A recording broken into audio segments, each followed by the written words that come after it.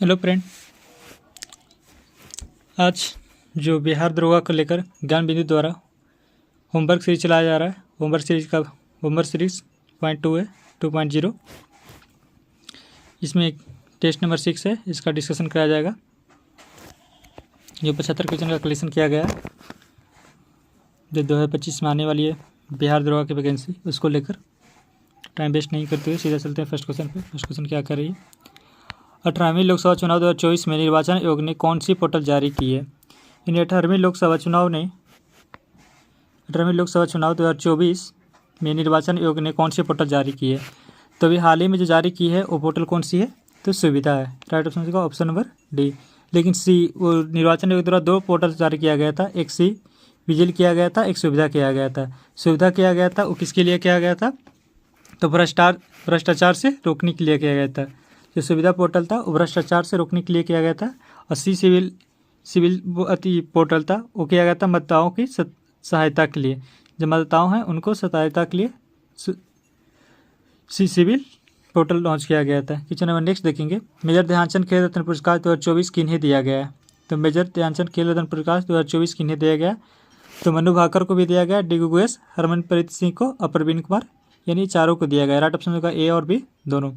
अब देख लेते हैं कि मनु भाकर है वो किस खेल से संबंधित है। जो मनु भाकर है वो किस खेल से संबंधित है? तो शूटिंग से संबंधित है। डी गुगेश शतरंज से संबंधित है।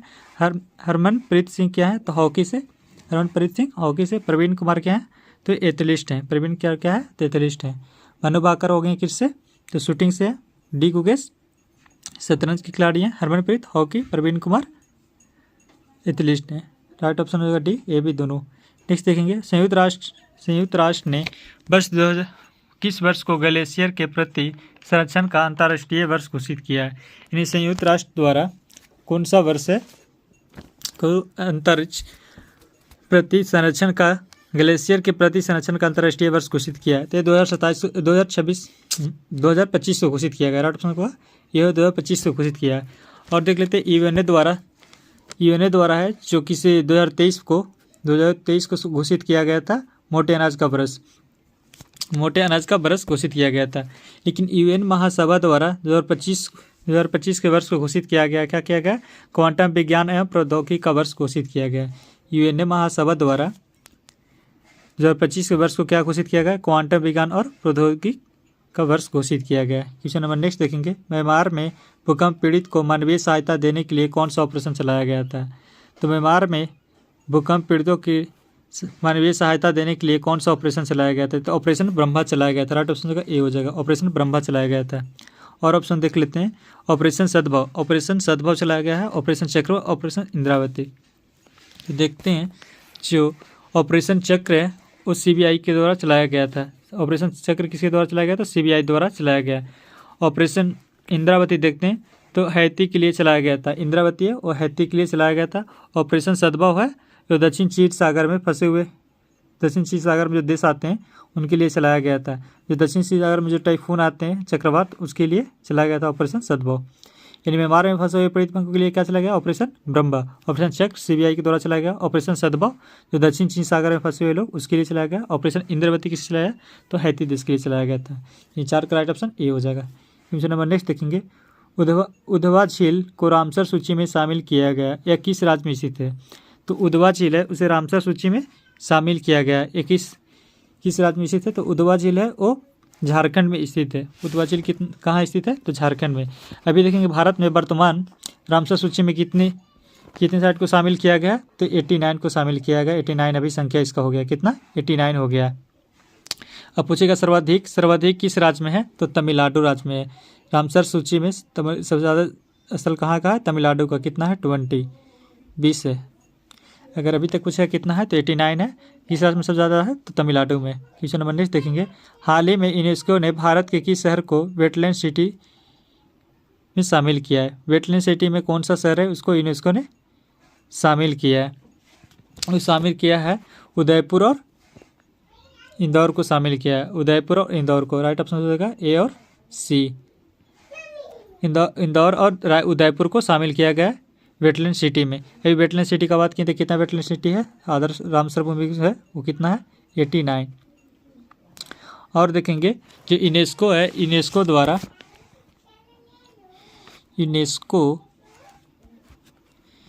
द्वारा साहित्यिक शहर किसे घोषित किया गया था। इन सबसे पहला यूनेस्को द्वारा पहला साहित्यिक शहर किसे घोषित किया था, तो कोझिकोड को घोषित किया गया था, जो केरल में कोझिकोड को घोषित किया गया।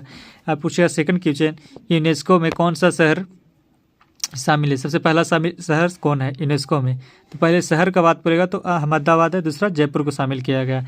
अगर यही पूछेगा यूनेस्को द्वारा संस्कृति शहर किसे घोषित किया गया, तो वाराणसी घोषित किया गया। किसे किया गया, तो वाराणसी किया गया। अगर यूनेस्को द्वारा पहला साहित्य शहर पूछेगा तो कौन सा, कोझिकोड केरल में। अगर यूनेस्को द्वारा शामिल पहला शहर पूछेगा सिर्फ तो कौन सा, अहमदाबाद, दूसरा जयपुर। अगर संस्कृति शहर पूछेगा तो कौन है, वाराणसी। क्वेश्चन नंबर अब नेक्स्ट देखेंगे, गुजरात राज्य का पहला जैव विविधता विरासत स्थल किस गांव को घोषित किया गया। तो गुजरात राज्य का पहला जैव विविधता विरासत स्थल किस गांव को घोषित किया, तो गुनेरी को घोषित किया। राइट ऑप्शन होगा सी, गुनेरी को घोषित किया गया। तो बायोडाइवर्सिटी पूछेगा, भारत में सर्वाधिक बायोडाइवर्सिटी कहाँ है, तो पश्चिमी घाट में। भारत में बायोडाइवर्सिटी कहाँ है सबसे ज़्यादा, तो पश्चिमी घाट में। अगर पूछेगा हॉट स्पॉट भारत में कितने हैं, तो हॉट स्पॉट भारत में कितने हैं, 4 हैं। एक हो जाएगा कौन सा, हिमालय पर्वत, दूसरा इंडो बर्मा, हिमालय पर्वत ऊपर वाला, इधर फिर इंडो बर्मा, सूडालैंड और पश्चिमी घाट जिसको साइलेंट वैली बोलते हैं। 4 है हॉट स्पॉट भारत में। कौन सा है, पहले हिमालय पर्वत, इंडो बर्मा, सूडालैंड और पश्चिमी घाट जिसको साइलेंट वैली भी बोलते हैं। नेक्स्ट देखें, ग्रीष्मकालीन ओलंपिक 2028 का आयोजन कहाँ किया जाएगा। तो ग्रीष्मकालीन ओलंपिक 2028 का आयोजन कहाँ किया जाएगा, तो ये आयोजन किया जाएगा लॉस एंजिल्स अमेरिका में किया जाएगा। 2028 का बात कर लें, 2000 अब कितना में होगा, 32। 2032 में कहाँ होगा, तो ऑस्ट्रेलिया में होगा। और 2032 में कहाँ होगा, ऑस्ट्रेलिया में। 2036 में कहाँ होगा, तो भारत में होगा। 2036 से भारत। 2024 वाला कहाँ हुआ था, तो पेरिस में हुआ था। आप लोग देख लीजिए, पहला कहाँ है, ग्रीष्मकालीन 2028 का आयोजन कहाँ जाएगा, अमेरिका में। 24 में कहाँ हुआ था, तो पेरिस में। 32 में कहाँ होगा, तो ऑस्ट्रेलिया में। 2036 में कहाँ होगा, तो भारत में होगा। नेक्स्ट देखते हैं, भारत के किन 2 स्थानों को हाल ही में यूनेस्को ने अपने memory of the world register किया है। Memory of the world register किया है, ये कौन सा शामिल किया गया है। इसमें सारे क्या, मेमोरी ऑफ द वर्ल्ड में श्री भागवत गीता और नाट्यशास्त्र दोनों को शामिल किया गया है। राइट ऑप्शन होगा ऑप्शन नंबर सी,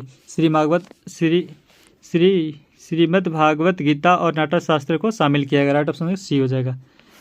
अब यूनेस्को को इसमें देखते हैं, यूनेस्को में स्थापना कब हुआ था। यूनेस्को का स्थापना 1945 में होता है। हेडक्वार्टर कहाँ, पेरिस ने। पूछेगा भारत इसमें शामिल कब हुआ था, तो 1983 में हुआ था। 1983 या 63, भारत शामिल कब होता, 1983 में। भारत में भी कितना वो यूनेस्को शहर स्थल है, साहित्यिक शहर, ये तो देख लिए साहित्यिक शहर किसको शहर किया, पहला शहर कौन है, अहमदाबाद को शामिल किया गया।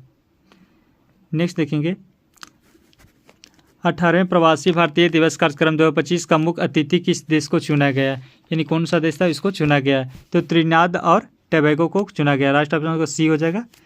और देखेंगे कि जो ये प्रवासी कार्यक्रम है, प्रवासी कार्यक्रम हर एक 2 साल पे आयोजन किया जाता है 9 जनवरी को, जो गांधी जी को लेकर किया गया था। गांधी जी आए थे, जो प्रवासी दिवस कितना जनवरी को मनाया जाता है, 9 जनवरी को। और प्रत्येक साल 2 साल के अंतराल पे किया जाता है। आयोजन 2025 में कहाँ इसका आयोजन किया गया था, तो भुवनेश्वर उड़ीसा में किया गया था, भुवनेश्वर में किया गया था। भारतीय प्रवासी दिवस कार्यक्रम 2025 कहाँ किया गया था, तो भुवनेश्वर में किया गया था। इनके अतिथि कौन हो जाएंगे, त्रिनिदाद और टोबैगो। नेक्स्ट देखेंगे, हाल ही में 50वां G7 शिखर सम्मेलन का आयोजन कहाँ किया जाएगा, तो किया जाएगा फसानो अपुलिया में किया जाएगा। ये इटली का शहर है, फसानो में किया जाएगा। अब तो G7 में भारत शामिल है कि नहीं, तो भारत शामिल इसमें नहीं है। अगर G7 का देखते हैं कौन कौन सा देश है, इसका एक ट्रिक याद कर लीजिएगा। जीजाजी कई बार फ्रांस और अमेरिका गए। जीजाजी कई बार कहाँ, फ्रांस और अमेरिका गए। जी से हो जाएगा जर्मनी, एक जे से हो जाएगा, जी से जापान हो जाएगा। के से हो जाएगा कनाडा, ई से इटली, फ्रांस और अमेरिका। और वार से हो जाएगा क्या चीज़, ब्रिटेन। यानी 7 हो गया ना, कौन कौन हो गए, तो एक जी से हो जाएगा कुछ जर्मनी, जापान हो जाएगा जैसे, फिर का से हो जाएगा क्या, कनाडा, ई से हो जाएगा इटली, वार में वाह है तो वाह से क्या हो जाएगा, ब्रिटेन, फिर फ्रांस और अमेरिका 7 देश याद कर लीजिएगा। इसका शॉर्ट ट्रिक क्या है, तो जीजाजी कई बार फ्रांस और अमेरिका गए। नेक्स्ट क्वेश्चन देखेंगे, बजट 2025-26 में मखाना बोर्ड की स्थापना कहाँ की जाएगी। यानी 2025 में 25-26 में मखाना बोर्ड की स्थापना कहाँ की जाएगी, तो बिहार में की जाएगी। बिहार में बहुत सा काम हो रहा है। ग्रीन एयरपोर्ट कहाँ हो जा रहा है, ब्राउन एयरपोर्ट कहाँ स्थापित किया जा रहा है, ये सब आप लोग देख लीजिएगा बिहार का स्पेशल का। ये कहाँ है, ग्रीनफील्ड जो पटना में किया जा रहा है, बिहटा में किया जा रहा है ब्राउनफील्ड। नेक्स्ट देखेंगे क्वेश्चन नंबर 13, भारतीय वन स्थिति रिपोर्ट 2023 के अनुसार भारत में कितना प्रतिशत वन है। इन भारत में कितना प्रतिशत वन है, तो भारत में वन है 25.17%। राइट ऑप्शन होगा ऑप्शन नंबर डी, 25.17% अभी वन है। देखिए भारतीय वन नीति है, सबसे पहले कहाँ आती है, कब आती है, तो 1952 में आती है। राष्ट्रीय वन नीति का बात करते हैं तो वन नीति कब आती है, 1952 में, जिसमें बोला गया था कि 33% क्षेत्र पे क्या होना चाहिए, वन आवरण होना चाहिए। इसमें संशोधन करके नई वन नीति आती है, 1988 में आती है। कब आती है, 1988 में। इसमें जो वन आवरण का क्षेत्र बताया जाता है वो 33% ही बताया जाता है, क्योंकि जो पहला वन नीति था 1952 का उसमें पूरा नहीं किया गया, तो उसी को रखा गया था 1988 में भी 33% ही। अगर पूछेगा वन में सबसे ज़्यादा वन कहाँ पाया जाता है, कौन सा राज्य में क्षेत्रफल की स्थिति से, तो सब क्षेत्रफल की स्थिति से MP में ज़्यादा है, और सबसे कम कहाँ है, तो हरियाणा में कम है। अगर परसेंटेज से पूछेगा तो सबसे ज़्यादा कहाँ है, तो मिजोरम में। परसेंटेज सबसे ज़्यादा वन कहाँ पाया जाता है, तो मिजोरम में पाया जाता है। अगर ये पूछेगा और कि भारत में कौन सा वन ज़्यादा पेड़ होते तो पर्णपाती वन पाए जाते हैं। कौन सा, पर्णपाती वन। कौन सा वन पाया जाता है, तो पर्णपाती वन। क्वेश्चन नंबर नेक्स्ट देखेंगे, हाल ही में चौथा शिल्प नगरी किसे घोषित किया गया। तो हाल ही में चौथा शिल्प नगरी किसे घोषित किया गया, तो श्रीनगर को घोषित किया गया। श्रीनगर को चौथा शिल्प नगरी घोषित किया गया। पहला शिल्प नगरी कौन था, तो जयपुर था पहला। दूसरा कौन सा है, तो मैसूर। पहला कौन सा है, जयपुर। दूसरा कौन सा है, मैसूर। तीसरा कौन है, ममल्लपुरम, ये तीसरा स्टेट है। चौथा कौन सा हो जाएगा, श्रीनगर। चारों आप देख लिए, इन 4 को शिल्प नगरी घोषित किया गया है। तो फर्स्ट में कौन है, जयपुर। दूसरा में मैसूर। तीसरा में ममल्लपुरम, और चौथा में कौन सा, श्रीनगर। चौथा नगर कौन सा हो जाएगा, श्रीनगर। नेक्स्ट देखेंगे, भ्रष्टाचार धारक सूचकांक 2024 में भारत को किस स्थान पर है। भारत यानी कौन सा स्थान पे है, भारत कौन सा स्थान पे, 96वें स्थान पे है। राइट ऑप्शन बी हो जाएगा। अगर हैप्पी इंडेक्स में देखेंगे, हैप्पी इंडेक्स में भारत का स्थान 118 है, 118। पीस में देखेंगे तो 116 है। पासपोर्ट इंडेक्स में देखेंगे तो 85 है। हंगर इंडेक्स में 105। इन्वायरमेंट में देखेंगे तो 176। क्लाइमेट चेंज में देखेंगे तो 10 है। HTI में 30। अब प्रेस फ्रीडम में कितना है, तो 151। फिर से आप लोग एक बार सुन लीजिएगा, भ्रष्टाचार में कितना है, तो 96। पासपोर्ट में कितना है, तो 85। हैप्पीनेस इंडेक्स में कितना है, तो 118। पीस में कितना है, तो 116। हंगर इंडेक्स में कितना है, तो 105। इन्वायरमेंट में कितना है, तो 176। क्लाइमेट चेंज में कितना है, तो क्लाइमेट चेंज में 10 है। HTI में 130। पासपोर्ट प्रेस फ्रीडम में कितना है, तो 151। नेक्स्ट क्वेश्चन देखेंगे, नेक्स्ट क्वेश्चन क्या कर रही है, नीति आयोग द्वारा जारी पहला वित्तीय स्वास्थ्य सूचकांक 2025 में शीर्ष स्थान पर रहा है। इनमें से कौन सा जो शीर्ष स्थान पर रहा है, तो रहा है उड़ीसा। राइट ऑप्शन होगा डी रहा है। नीति आयोग द्वारा जारी पहला वित्तीय स्वास्थ्य सूचकांक 2025 में शीर्ष स्थान पर रहा है, तो उड़ीसा रहा है। अगर हम देखते हैं हेल्थ में, सस्टेनेबल डेवलपमेंट में, सेक्स रेशियो और एजुकेशन, इस सब के बात आएगा तो इस सब में कौन है, केरल है फर्स्ट स्थान पे। कौन कौन से सुन लीजिएगा, हेल्थ में है, सस्टेनेबल डेवलपमेंट पे गोल पे है, सेक्स रेशियो और एजुकेशन में फर्स्ट स्थान पर कौन सा राज्य है, तो केरल है। नेक्स्ट देखेंगे, हाल ही में जारी ग्लोबल फायर इंडेक्स 2025 में भारत किस स्थान पे है। ग्लोबल फायर इंडेक्स में भारत का स्थान कौन सा है, तो यह है चौथा स्थान है फायर ग्लोबल इंडेक्स में। अगर एशिया पूछेगा कि एशिया फायर ग्लोबल इंडेक्स में कितना है, तो तीसरा स्थान पे है। अगर अर्थव्यवस्था इकोनॉमी में पूछेगा भारत कितना स्थान पे है, तो 4 स्थान पे आ गया। 5 पहले था, अब कितना स्थान पे आ गया, 4 पे आ गया। और बोला गया है कि 2030 तक गवर्नमेंट के द्वारा कि 2030 तक हम लोग इकोनॉमी में कितना स्थान पे आ जाएंगे, तो 3rd पे आ जाएंगे। 2030 तक 3rd इकोनॉमी पे आ जाएंगे, 3rd स्थान पे। नेक्स्ट पढ़ेंगे, केंद्रीय बजट 2025-26 में विकास के इंजन के रूप में बांटा है, ये है, यानी विकास के इंजन के रूप में बांटा गया है। तो सभी ये कृषि भी है, MSME को बात भी किया गया, निवेश का भी किया, निर्यात के भी किया गया, यानी से सभी को किया गया है इंजन के रूप में। अगर देखते हैं जो 2025-26 के बजट में क्या क्या चेंजिंग आया है, तो इसमें एक देखते हैं कि कौन सा पैसा था उसका स्कीम का बढ़ाया गया है। नेक्स्ट क्वेश्चन देख लेते हैं, इसमें क्या कह रहा है। केंद्रीय बजट के अनुसार बीमा क्षेत्र में FDI 74 से बढ़ाकर कितना किया गया है, तो FDI डायरेक्ट फॉरेन इन्वेस्टमेंट को 100% कर दिया गया। पहले 14% था, 100% कर दिया। और क्या क्या बढ़ाया गया, जैसे किसान क्रेडिट लोन का बात करते हैं तो पहले 3 लाख था, उससे बढ़ाया कितना कर दिया गया, 5 लाख कर दिया। किसान क्रेडिट का बात करेंगे जो 25-26 में जो केंद्रीय बजट आया उसमें बढ़ा दिया गया, उसमें बढ़ा दिया है कितना, तो पहले 3 लाख था, उसको कर दिया गया 10 लाख। एमएससी लोन था जो पहले 5 लाख दिया जाता था, उसमें अब 10 लाख बात कर लिया गया। इसमें एमएससी में तरुण लोन एक राशि दी जाती है जिसमें पहले था 5 से 10 लाख दिया जाता था, अब 5 से कितना दिया जाएगा, 20 लाख दिया जाएगा। स्वनिधि योजना में पहले मिलता था 10,000, उसको बढ़ाकर कितना कर दिया गया, 30,000 कर दिया गया। 10,000 को बढ़ाकर 30 कर दिया गया।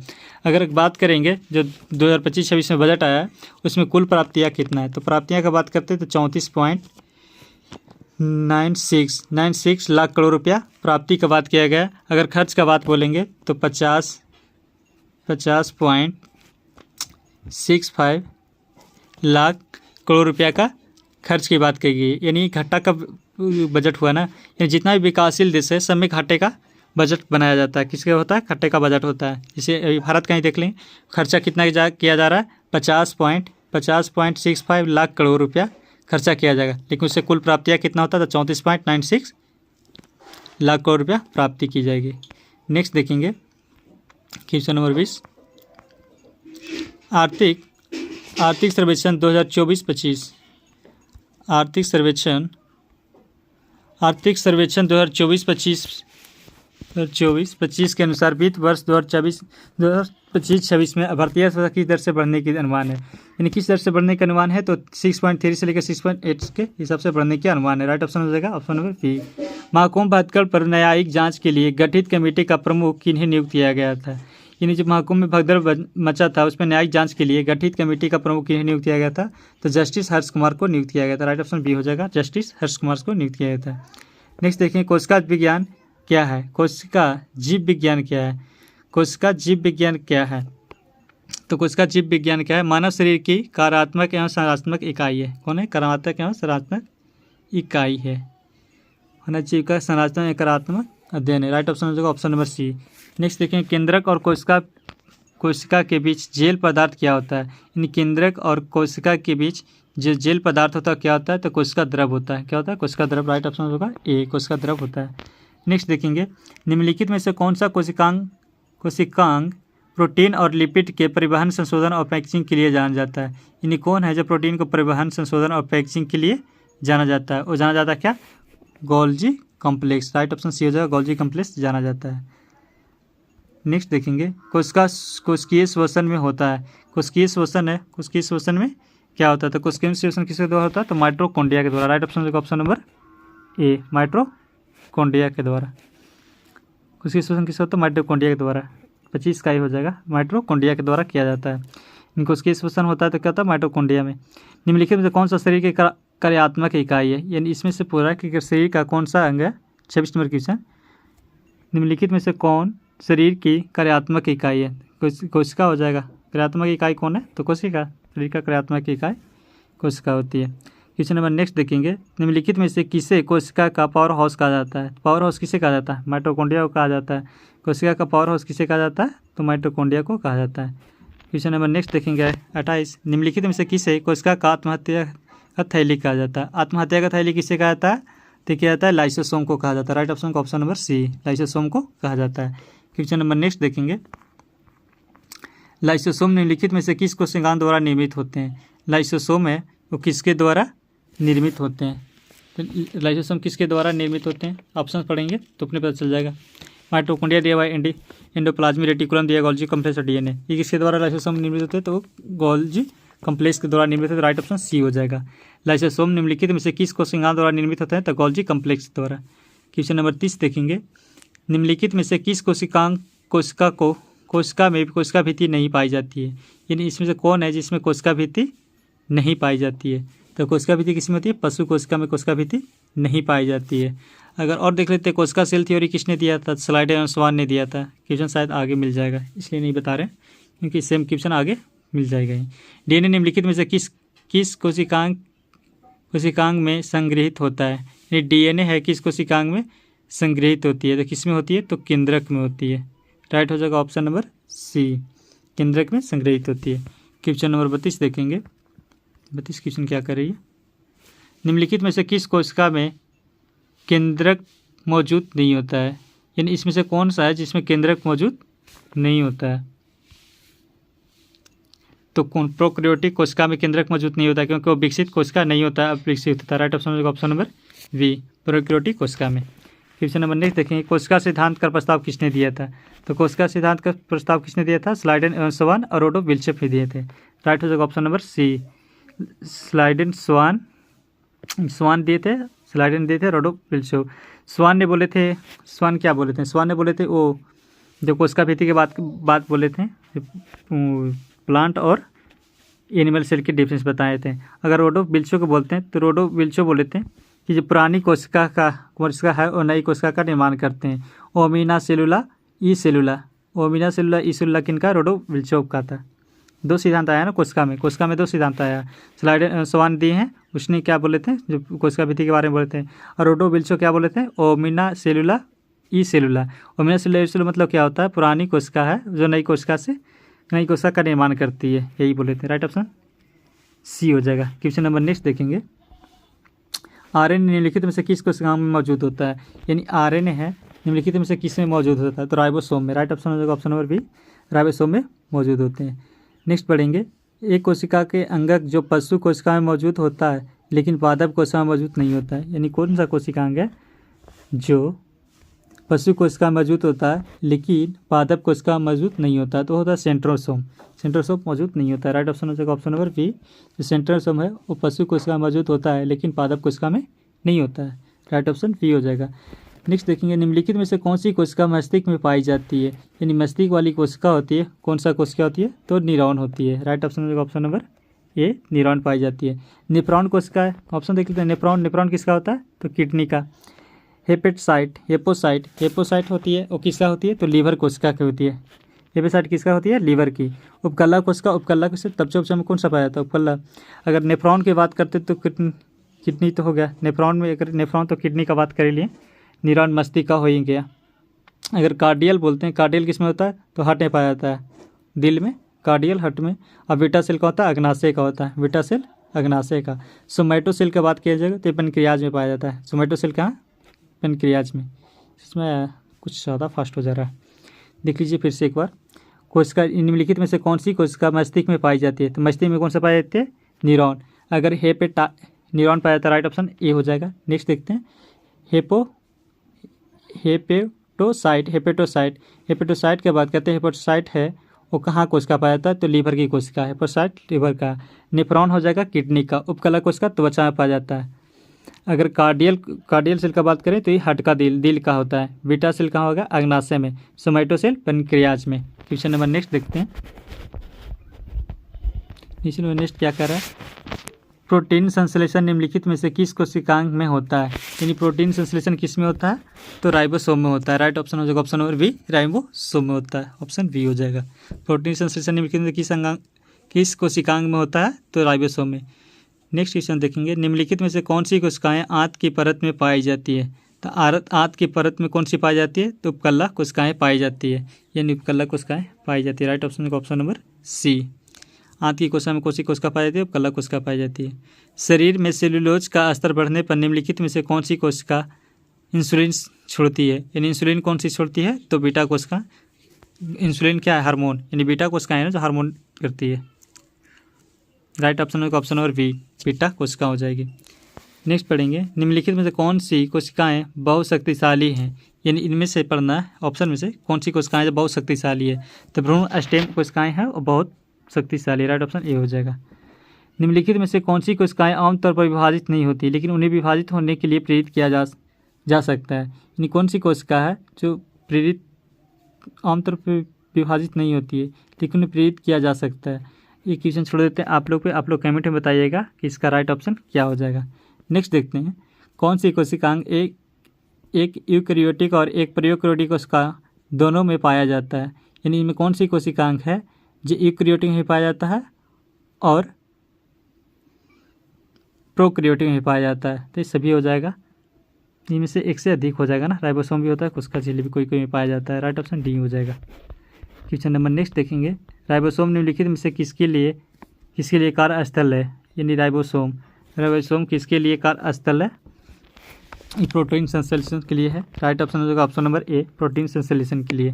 राइबोसोम निम्नलिखित में से किसके लिए कार्यस्थल है? तो प्रोटीन संश्लेषण के लिए। क्वेश्चन 44 देखेंगे, निम्नलिखित में से कौन सा अंग एक प्रोकैरियोटिक कोशिका में समानता दिखाता है, यानी इनमें से कौन सा है प्रोकैरियोटिक में एक समानता दिखाता है। तो क्लोरोप्लास्ट और माइटोकॉन्ड्रिया दोनों, राइट हो जाएगा ऑप्शन नंबर सी हो जाएगा, क्लोरोप्लास्ट और माइटोकॉन्ड्रिया दोनों। एक पौधों की कोशिका भित्ति किससे निर्मित होती है, यानी एक पौधे की कोशिका भित्ति होती है वो किससे बनी होती है, सेलुलोज की बनी होती है। राइट ऑप्शन देगा ऑप्शन नंबर ए, जो कोशिका भित्ति होती है वो सेलुलोज का बनी होती है। राइबोसोम तो देख लीजिए प्रोटीन से, राइबोसोम प्रोटीन से जाना जाता है। इसमें एक आरएनए होता है ना, आरएनए 3 प्रकार का होता है, वैसे mRNA, tRNA, rRNA। ये आर से हो जाएगा राइबोसोम आरएनए, जो प्रोटीन का संश्लेषण करता है। टी से क्या करता है, ट्रांसफर करता है प्रोटीन बना हुआ है। एम से क्या होता है, उस सूचना को ट्रांसफर करता है, मैसेज आरएनए। यहाँ प्रोटीन हुआ राइबोसोम जो प्रोटीन का संश्लेषण करता है, कौन सा करता है, आरएनए। आरएनए कितना होता है, 3 होता है ना, mRNA, tRNA, rRNA। Question number next देखेंगे 46 क्या कह रहा है, कौन सा झिल्लीबद्ध कोशिकांग जिसमें एकल झिल्लीबद्ध एक छोटी थैली जैसी संरचना होती है, यानी एक छोटी थैली जैसी संरचना होती है जो कोशिका के पाचन तंत्र के रूप में कार्य करती है, यानी इसको खत्म भी कर सकती है, यानी कोशिकांग को। जो कोशिका के बाहर से लिए गए संगठक को कोशिका के अप्रचलित घटकों को अपघटित करने या पचाने में करता है, यानी सड़ाने गलाने का काम करता है। कौन सा करता है, लाइसोम ही है वो काम करता है। राइट ऑप्शन ये हो जाएगा लाइसोसोम। पादप कोशिका के सबसे बाहरी आवरण का निर्माण किया जाता है, यानी पादप कोशिका है उसका सबसे बाहरी आवरण निर्माण किया जाता है, तो किससे किया जाता है, सेलुलोज से। राइट ऑप्शन ऑप्शन नंबर ए, सेलुलोज से किया जाता है। राइबोसोम किससे बना होता है, तो राइबोसोम होता है आरएनए तथा प्रोटीन से बना होता है। किससे बना होता है, आरएनए तथा प्रोटीन से। Right option option number B. Question number next देखेंगे, किस कोशिकांग के अपने डीएनए और राइबोसोम होते हैं, यानी इसमें से कौन सा है जिसको अपना डीएनए और राइबोसोम होते हैं, ये होते हैं माइटोकॉन्ड्रिया और प्लास्टिड के होते हैं। Right option option number B. किस कोशिकांग का अपना डीएनए और राइबोसोम होती है, तो माइटोकॉन्ड्रिया और प्लास्टिड, माइटोकॉन्ड्रिया और प्लास्टिड। क्वेश्चन नंबर नेक्स्ट देखेंगे, क्वेश्चन नंबर कौन सा, कोशिकाओं के संबंधित निम्नलिखित पदों पर विचार कीजिए। क्रोमोसोम, अंशाणु केंद्रिक, राइबोसोम। अच्छा 50 इस पर कन्फ्यूजन नहीं, इस जो ई दिया हुआ है इक्यावन क्वेश्चन नहीं होगा, इसी का ऑप्शन दिया हुआ है, इसमें ऑप्शन चूज़ करना है। 50 का देख लेते हैं कौन सा हो जाएगा, यानी जो कोशिकाओं के संबंधित पद पर विचार कीजिए, इनमें से कौन से कोशिका के नाभिक के भाग हैं, यानी ऊपर जो ऑप्शन 4 को स्टेटमेंट दिया हुआ है उसमें चूज़ करना है कौन सा है जो कि कोशिका के नाभिक के भाग होते हैं, तो क्रोमोसोम और केंद्रक, क्रोमोसोम और केंद्रक, ए और सी हो जाएगा। राइट ऑप्शन ए और सी, ऑप्शन नंबर सी हो जाएगा। नेक्स्ट देखेंगे 1665 ईस्वी में कोशिका की खोज किसने की थी, कोशिका की खोज किसने की थी, रॉबर्ट हुक ने की थी, Robert Hooke. Right option A हो जाएगा, रॉबर्ट हुक ने की थी। 1665 में कोशिका की खोज किसने की थी, रॉबर्ट हुक ने। कोशिका की सबसे बाहरी सीमा का नाम बताइए, यानी कोशिका की सबसे बाहरी सीमा क्या होती है, तो प्लाज्मा झिल्ली। राइट ऑप्शन ए हो जाएगा। प्लाज्मा झिल्ली के सबसे बाहरी पर होगा तो प्लाज्मा झिल्ली बोलते हैं। अगर इसमें डिफाइन ही नहीं किया है कौन सा है, एनिमल वाला है या प्लांट वाला है। नेक्स्ट देखेंगे, एक मानव कायी कोशिका में कितने गुणसूत्र होते हैं, तो गुणसूत्र कितने होते हैं, तो 46 होते हैं। एक मानव कायी में 46 होते हैं, जिसमें 2 गुणसूत्र पाया जाता है, एक ऑटोसोम बोलते हैं, एक ऑलोसोम बोलते हैं। ऑटोसोम से स्वतः संचालित हो जाते हैं। ऑटोसोम की संख्या कितनी है, तो 44 है। और जो एलोसोम होती है जिसमें मेल और फीमेल डिसाइड करता है, एक जोड़ी पाया जाता है, तो वो होता है XY, जिससे डिफाइन होता है ना बच्चा कौन सा होगा, ये मेल होगी या फीमेल होगी, कौन सी बेबी होगी, उसको क्या जाता है। तो जो गुणसूत्र 2 होता है, एक होता है ऑलोसोम, एक होता है ऑटोसोम। ऑटोसोम में 44 होता है, 44 स्वतः हो जाता है जो काय को निर्माण करता है, और सेक्स डिफाइन करता है कौन सा मेल होगा या फीमेल, वो होता है एलोसोम। क्वेश्चन नंबर नेक्स्ट देखेंगे 55 नंबर, किसी कोशिका का कौन सा कोशिकांग अपशिष्ट निपटान में मदद करता है, यानी कौन सा कोशिकांग है जो अपशिष्ट पदार्थ को खत्म करने में करता है, तो लाइसोसोम है, आत्मघाती थैली। Right option option number A, lysosome ही है ना जो उसको अपघटन करती है।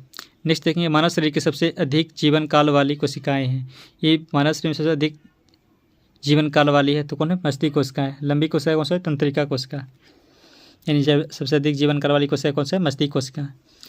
नेक्स्ट देखेंगे, सर्वप्रथम जीवित कोशिका की खोज किसने किया था, अवलोकन किसने किया था, तो लिवन हॉक ने किया था। राइट ऑप्शन बी हो जाएगा, लिवन हॉक ने खोज किया था, किसका, जीवित कोशिका का। ये किसने देखे थे, नहा रहे थे तो इनको नाखून में मिला था जीवित कोशिका। राइट ऑप्शन बी हो जाएगा। कोशिका के वैज्ञानिक अध्ययन को क्या कहते हैं? कोशिका के अध्ययन को क्या कहा जाता है? तो cytology. Right option option number C. क्या कहा जाता है? तो साइटोलॉजी कहा जाता है। कोशिका के अध्ययन को साइटोलॉजी कहते हैं। नेक्स्ट क्वेश्चन क्या है? नेक्स्ट क्वेश्चन पूछ लीजिए, सबसे छोटी कोशिका माइक्रोप्लाज्म की साइज क्या है? इसका माइक्रोप्लाज्म की साइज होती है वो 0.1 से लेकर 3 तक होती है। 0.3 तक, 1 से लेकर 3 तक। इसमें कौन मैच कर रहा है? इसके मैच के अनुसार एक मात्र बी हो जाएगा। 1 से लेकर 3 तक होती है, यानी ये भी मैच कर रही है। इसके रेंज में जो आता है सब हो जाएगा। नेक्स्ट देखेंगे, पादप कोशिका का कोशिका द्रव घिरा होता है, यानी पादप कोशिका किसके द्वारा घिरा होता है? किसके द्वारा? कोशिका भित्ति और कोशिका झिल्ली दोनों के द्वारा घिरा होता है। राइट ऑप्शन ऑप्शन नंबर ए। नेक्स्ट देखेंगे, कोशिका का सबसे बड़ा और सबसे छोटा कोशिकांग क्रमशः है, तो इसमें सबसे बड़ा और सबसे छोटा कोशिका तो केंद्रक और राइबोसोम। राइट ऑप्शन को केंद्रक होता है, सबसे बड़ा होता है, सबसे छोटा कोशिकांग कौन सा है? राइबोसोम। नेक्स्ट देखेंगे, यदि माइटोकॉन्ड्रिया काम करना बंद कर दे तो कोशिका में कौन सा कार्य नहीं होगा? यदि माइटोकॉन्ड्रिया काम करना बंद कर देगा तो कौन सा नहीं है? भोजन का ऑक्सीकरण नहीं होगा, शोषण नहीं होता है, तो भोजन का ऑक्सीकरण नहीं होगा। 63 नंबर देखेंगे, पादप कोशिका का सबसे बाहरी आवरण कहलाता है, तो पादप कोशिका का सबसे बाहरी आवरण क्या कहता है? कोशिका भित्ति कहलाता है। इससे कोशिका, इसके बाद कुछ ही होता है कोशिका झिल्ली, इसके सबसे बाहर परत कौन सा होता है? कोशिका भित्ति। राइट ऑप्शन का ऑप्शन नंबर बी। नेक्स्ट देखेंगे 64 नंबर क्वेश्चन करें, निम्नलिखित किसने यह मूल अवधारणा प्रस्तुत की थी कि सभी जीव कोशिका से बने होते हैं? यानी किसने प्रस्तुत की थी सभी सभी जीव कोशिकाओं से बने होते हैं? तो स्लाइडर एवं स्वान 2 और 4। राइट ऑप्शन को डी हो जाएगा। स्लाइडर एवं स्वान ने बोला था कि सभी कोशिका से जीव हैं वो कोशिका से बने होते हैं। डीएनए के डबल हेलिक्स संरचना पहली बार किसने प्रस्तुत की थी? तो वाटसन एवं क्रिक ने। डीएनए का डबल हेलिक्स मॉडल किसने प्रस्तुत किया? तो वाटसन एवं क्रिक ने प्रस्तुत किया था। क्वेश्चन नंबर नेक्स्ट नहीं, कोशिका में भोजन या ग्लूकोज का ऑक्सीकरण कहाँ होता है? यानी कोशिका में भोजन का ग्लूकोज का ऑक्सीकरण कहाँ होता है? तो भोजन का ऑक्सीकरण कहाँ होता है? तो माइटोकॉन्ड्रिया में होता है। भी तो पढ़ें कहाँ होता है? माइटोकॉन्ड्रिया में होता है। राइट ऑप्शन डी हो जाएगा। नेक्स्ट पढ़ेंगे, संरचनाओं के कौन से युग प्रायः पादप और जंतु दोनों कोशिकाओं में पाए जाते हैं? संरचनाओं के कौन से युग प्रायः पादप और जंतु दोनों कोशिकाएं में पाए जाते हैं? तो अंतःद्रव प्रवजलिका और कोशिका कला। राइट ऑप्शन का ऑप्शन नंबर ए। तो अंतःप्रवजलिका ही पाया जाता है, कोशिका कला दोनों में पाया जाता है। नेक्स्ट देखेंगे, मानव शरीर में मौजूद निम्नलिखित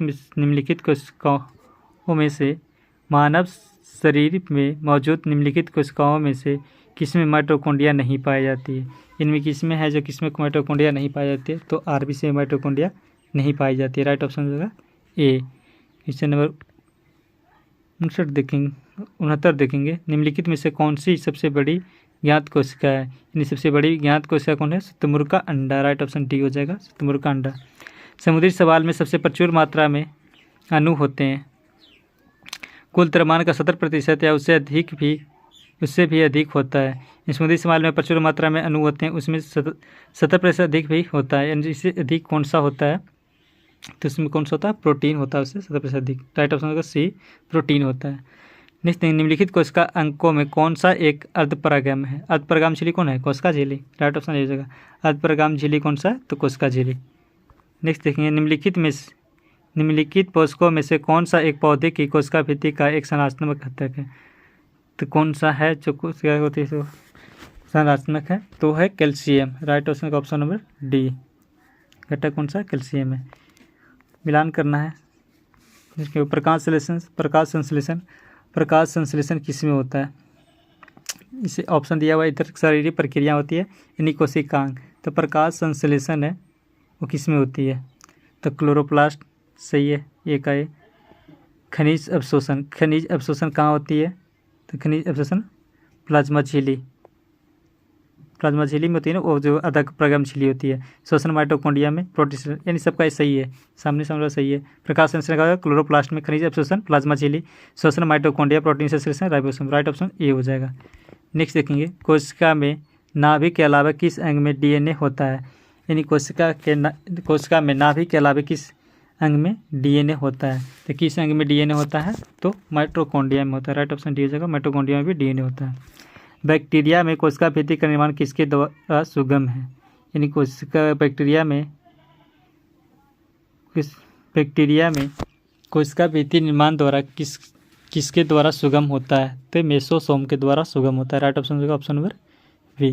तो थैंक यू। जल्दी आएगा इसका 7 नंबर सेट नंबर हिस्ट्री और करेंट अफेयर है। हिस्ट्री और करेंट अफेयर देखने के लिए थैंक यू। बने रहिए।